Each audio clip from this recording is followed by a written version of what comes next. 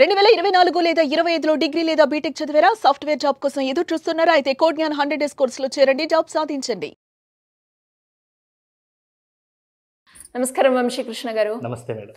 So చాలా మంది కూడా పేరెంట్స్ ఎక్కువగా బాధపడేది ఏంటి అంటే పిల్లల్లో ఎంతసేపు కాన్సన్ట్రేషన్ పెట్టి ఫోకస్డ్గా కూర్చొని ఒక గంట సేపు పాటు చదివితే బాగుండు అని అనుకునే వాళ్ళు చాలామంది ఉంటారు. కానీ అది చాలా తక్కువ.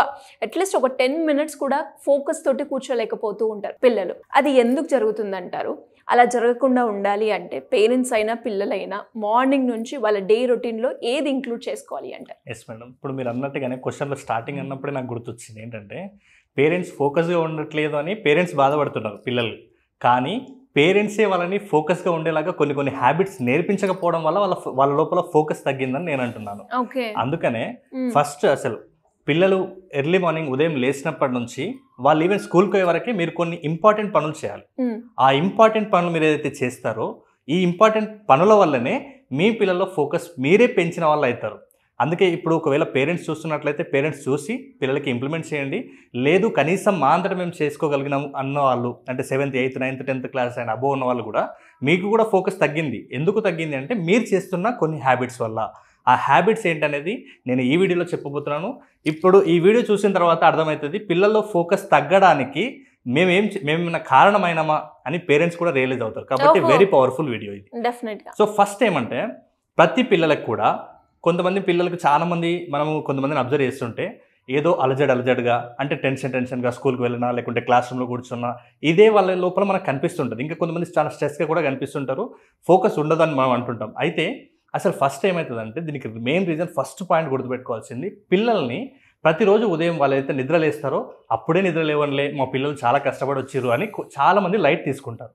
అయితే నేనేమంటున్నానంటే మీరు యాజ్ అ పేరెంట్గా మీ పిల్లల్ని ఒకటే టైంకి నిద్రలేసేలాగా వాళ్ళకి అలాంటి డిసిప్లిన్ అనేది అలవాటు చేయండి ఫస్ట్. మరి ఎందుకు దీని వెనక ఏమైనా సైంటిఫిక్ రీజన్ ఉందా నేను చెప్పడానికి అంటే మన బ్రెయిన్లో మనం పడుకోవడం అండ్ లేవడం అనేది సెర్కాడియన్ రిథమ్ను మనల్ని హ్యాండిల్ చేస్తూ ఉంటుంది అనమాట. అయితే మీరు ఎప్పుడైతే కరెక్ట్ టైంకి నిద్ర లేపుతారో ఈ సెర్కాడియన్ రిథమ్ అనేది అయితే ఉంటుందో అది ప్రతిరోజు కూడా వాళ్ళు నిద్రలేసే టైం ఒకటే ఉంటుంది కాబట్టి అది అలర్ట్గా ఉండి ఎక్కువ ఎనర్జీని ప్రొడ్యూస్ చేయడానికి అది మీకు బాగా హెల్ప్ అవుతుంది. సో దీనివల్ల మీకు ఏమైపోతుందంటే మీరు ఎనర్జెటిక్గా ఉంటారు. ఇప్పుడు ఏదైతే మనం అలజడిగా ఉంటున్నారో పిల్లలు స్ట్రెస్గా ఉంటున్నారు అంటుందో మీరు ప్రతిరోజు ఉదయం లేవడం వల్ల హార్మోనిక్ బ్యాలెన్స్ అనేది జరిగి పిల్లలు ఎలాంటి టెన్షన్ లేకుండా ఎలాంటి స్ట్రెస్ లేకుండా ఎనర్జెటిక్గా తయారవుతారు. It's the first point. అంటే ఇప్పుడు మీకు అర్థం కావాలి పిల్లల్ని ప్రతిరోజు కూడా ఒకటే టైంకి నిద్ర లేపాలి. వాళ్ళు ఇష్టం వచ్చినప్పుడు నిద్ర లేపడం వల్లనే మీకు ఇదంతా కూడా ఎక్స్పీరియన్సే. అలసట లేకుంటే స్ట్రెస్గా స్కూల్ టైం బస్ అవుతుందని ఏది కూడా కరెక్ట్ చేయకుండా ఉంటారు. సో సెకండ్ వన్ వచ్చేసి వీళ్ళు ఎర్లీ మార్నింగ్ నిద్ర లేపారు. మనం నిద్ర లేపిన తర్వాత నెక్స్ట్ స్టెప్ ఏం చేయాలంటే వాళ్ళని కనీసం ఒక 5 నుంచి 10 నిమిషాలు సూర్యరశ్మి ఉండే ప్లేస్కి తీసుకెళ్ళాలి. సో ఇలా తీసుకెళ్ళడం వల్ల ఏంటి మళ్ళీ దీని వెనక ఏమైనా సైంటిఫిక్ రీజన్ ఉందంటే మనం నిద్రపోవడానికి మెలటోనిన్ అనేది కారణమవుతుంది. మరి నిద్ర మేల్కొని మనం ఎనర్జెటిక్గా ఉండాలి అంటే శారీరకంగా అండ్ మన బ్రెయిన్ కూడా అలర్ట్గా ఉండాలి. కాబట్టి ఆ సూర్యరశ్మికి వెళ్ళినప్పుడు ఏమవుతుందంటే కార్టిజాల్ అనేది ప్రొడ్యూస్ అవ్వడం వల్ల మనం ఆటోమేటిక్గా ఫిజికల్గా మెంటల్గా అలర్ట్ అవుతాం అనమాట. సో అప్పుడు ఏమవుతుందంటే పిల్లల లోపల కూడా ఎనర్జీ ప్రొడ్యూస్ అవ్వడము, వాళ్ళకి రావాల్సిన డి విటమిన్ అందడము, ఇవన్నీ కూడా వాళ్ళకి సక్రమంగా బాడీ రిసీవ్ చేసుకున్నప్పుడు నిదానంగా వాళ్ళు చేయాల్సిన పనుల మీద ఫోకస్ పెంచుతారు. సో ఫస్ట్ టైంకి నిద్ర లేపాలి. నిద్ర లేపిన తర్వాత సూర్యరశ్మికి తీసుకెళ్ళాలి. Next third one very very important. అక్కడ తీసుకెళ్ళిన తర్వాత వాళ్ళతో మినిమం 5 to 10 మినిట్స్ ఒక వ్యాయామం కానీ యోగా కానీ చేయించాలి. అంటే శారీరక శ్రమ చేయించాలి. మరి ఈ శారీరక శ్రమ ఎందుకు చేయించాలంటే ఇప్పుడు మనం అనుకున్నాం ఇంతకుముందు అంటే బాడీ అండ్ మైండ్ రెండు కూడా అలర్ట్ అయినాయి సూర్యరశ్మికి తీసుకెళ్ళినప్పుడు. నెక్స్ట్ ఏమవుతుందంటే మన బ్రెయిన్లో ఫ్రీ ఫ్రంటల్ కార్టెక్స్ అని ఉంటుంది మేడం. సో ఇప్పుడు కొంతమంది విద్యార్థులు డిసిషన్ కరెక్ట్గా తీసుకోరు, కొన్నిసార్లు అటెన్షన్ ఉండదు, హోంవర్క్ చేయడానికి ఒక 5 నిమిషాలు కూర్చుంటారు, తర్వాత నెక్స్ట్ మినిటే లేచి వాళ్ళు ఆడుకోవడానికి పరిగెత్తుంటారు. ఎందుకంటే ఆ పిల్లల్లో ఫ్రీ ఫ్రంటల్ కార్టెక్స్ అనేది కంప్లీట్గా డెవలప్ చెంది ఉండదు. అందుకనే వాళ్ళు సడన్ డెసిషన్స్ తీసుకుంటుంటారు. సో మీరు శారీరక శ్రమ చేసినప్పుడు ఏమవుతుందంటే మన బ్రెయిన్కి రక్త ప్రసరణ దాంతోపాటు ఆక్సిజన్ రెండు కూడా అందుతాయి. సో ఈ రెండు కూడా అలర్ట్గా ప్రతిరోజు రెగ్యులర్గా జరగడం వల్ల మనం అలా శారీరక శ్రమ చేసినప్పుడు రక్త ప్రసరణ అండ్ ఆక్సిజన్ కూడా ప్రతిరోజు అలా అందడం వల్ల ఫ్రీ ఫ్రంటల్ కార్టెక్స్ డెవలప్ అయ్యి వాళ్ళు అటెన్షన్గా ఉండడము, డిసిషన్ కూడా రైట్గా తీసుకోవడం అనేది వాళ్ళ లోపల అలవాటు అయిపోతుంది. ఇప్పుడు మీకు అర్థమైంటుంది మీ పిల్లలు ఎందుకు కరెక్ట్గా కూర్చుంటలేరు, ఎందుకు వాళ్ళు సరిగా డిసిషన్ తీసుకుంటలేరు అంటే ఇది రీజన్. కాబట్టి ఇప్పటి నుంచే ఈ పనులు చేయండి. సో నెక్స్ట్ వచ్చేసి డీహైడ్రేషన్ని గుర్తించండి పేరెంట్గా.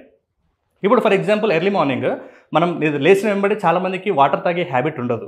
ఇప్పుడు ఫర్ ఎగ్జాంపుల్ నైట్ మొత్తం కంప్లీట్గా వాళ్ళు నిద్రలో ఉండి నెక్స్ట్ డే మార్నింగ్ లేచినప్పుడు ఏం జరుగుతుందంటే మన బ్రెయిన్లో 75% వాటరే ఉంటుంది.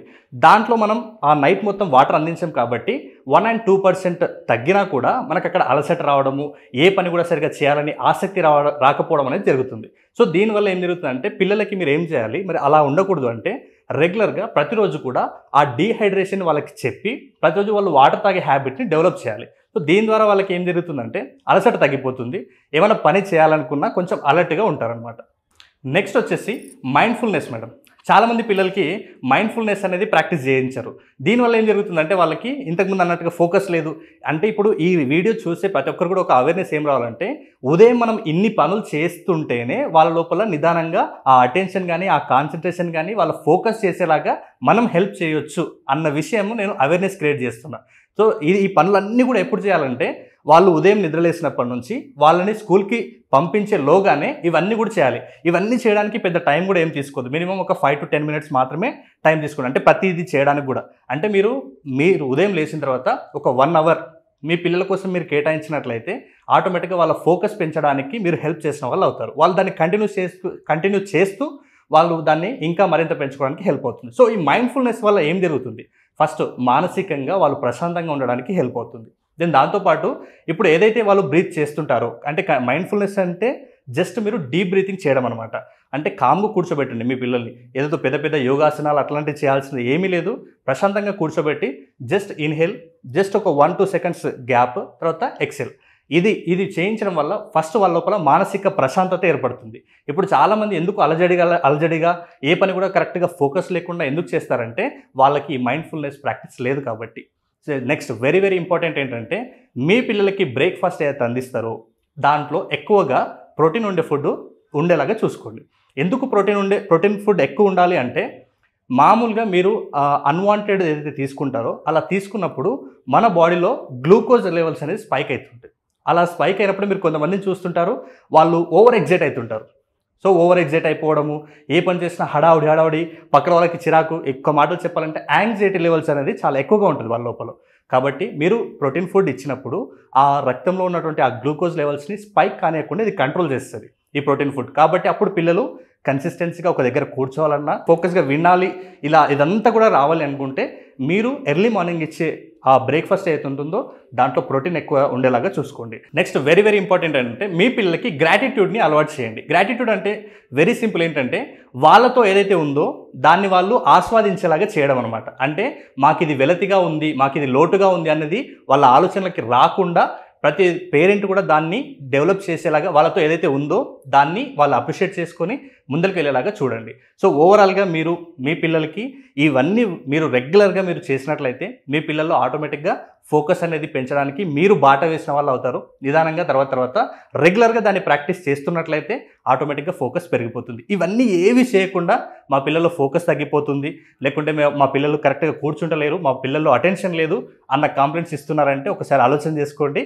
మన పిల్లలకి నేర్పించే హ్యాబిట్సే వాళ్ళ ఫోకస్ తగ్గాలా పెరగాలనేది డిపెండ్ అయి ఉంటుంది. అంటే ఎలా వంశీ గారు, ఎవరైనా కూడా ఇంకా ఇంట్రెస్ట్ ఉండి దీని గురించి క్లియర్ ఇన్ఫర్మేషన్ తెలుసుకోవాలన్నా లేదా మీరు కండక్ట్ చేసే క్లాసెస్లో జాయిన్ అవ్వాలి అంటే ఎలా ఉంటుంది? ఎస్ మేడం, ఎవరైనా అపాయింట్మెంట్ కావాల్సితే ఆన్లైన్ అండ్ ఆఫ్లైన్ అపాయింట్మెంట్ కావాలంటే కూడా ఈ స్క్రీన్ మీద కనబడుతున్న నెంబర్కి కాల్ చేస్తే మా టీం పూర్తి డీటెయిల్స్ ఇస్తారు.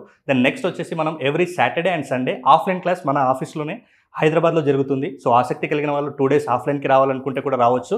ఎలా ఫోకస్ పెంచుకోవాలి, ఇంకా దాంతోపాటు ఫోకస్ పెంచుకున్న తర్వాత స్టడీస్ మీద ఎలా ఫోకస్ చేయాలి, ఎలా గుర్తుపెట్టుకోవాలి, మనం చదివింది మర్చిపోకుండా ఎలా ఉండాలన్న దానికి సంబంధించి కంప్లీట్గా మెమరీ కోర్స్ అనేది మనం మెటీరియల్ ఇచ్చి వాళ్ళకి 7 days క్లాసెస్ని కండక్ట్ చేయడం జరుగుతుంది మేడం. సో ఇంట్రెస్ట్ ఉన్న వాళ్ళు కింద స్క్రోల్ అవుతున్న నెంబర్ని సంప్రదించవచ్చు. Yes madam. థ్యాంక్ యూ అండి. Thank you so much. Thank you madam.